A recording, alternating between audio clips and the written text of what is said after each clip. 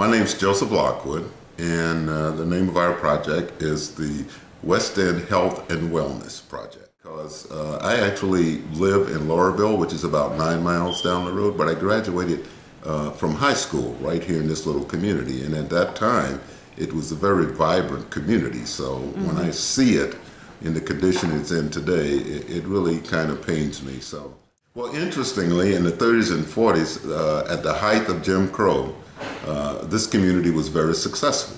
And the reason it was successful is because it was very diverse. Everyone lived right here in the community. The teachers, lawyers, pharmacists, doctors, everyone who serviced the community lived in the community. So it was a complete community.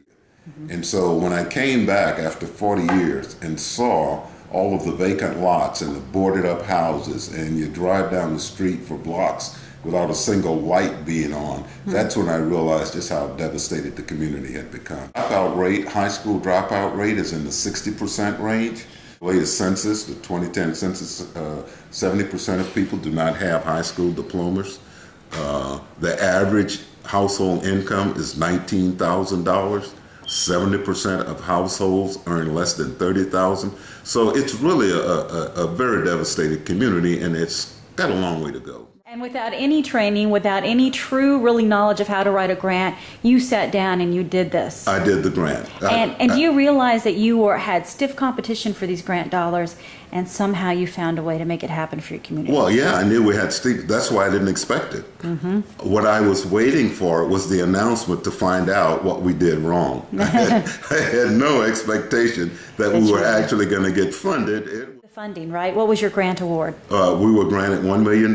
Right. We've actually been funded for the first year, $374,000, and it's sitting in the bank. We're spending it as we sit. Right, and then you had to put together your own matching dollars and some actual matching manpower things as well, right? Exactly, yes. Okay, and so altogether you're going to be throwing how much in terms of funds and manpower into this community? Well, would you believe that our entire project is over $4 million? That's amazing.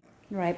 And some of the things you told me you're going to target, how difficult is it, for example, to get to a grocery store, to get to the doctor for the folks in this community? For instance, I found that the average household has 1.2 cars maybe. So that means if one person works, that family is without a car most of the time. The nearest substantial grocery shopping is about 2.5 miles down the road, so they have to take a cab. The hospitals are 3 to 5 miles from here, depending on which one they go to. The community health center is about 2 miles away, so that's $20. Right. Every time they go to one of those places, so they've got to come up with $20. So if you've got to see your doctor, say, twice in a week, that could be $40 right out the door.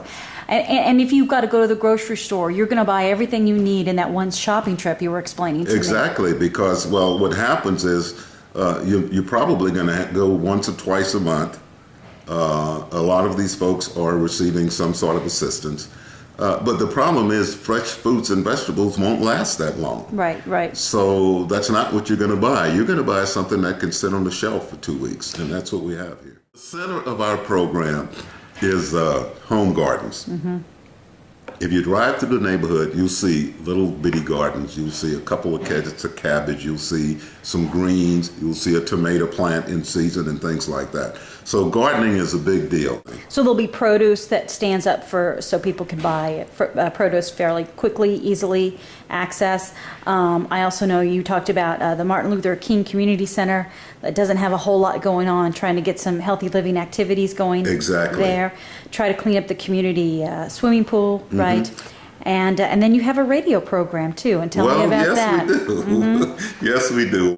And on that entire show, that 30 minutes, which is go every Monday afternoon, at noon, you talk about just health issues. You talk about nutrition. We talk about health issues. We talk about nutrition, exercise, active lifestyles, and as events develop here with the grant, we'll talk about those and we'll promote those on the show.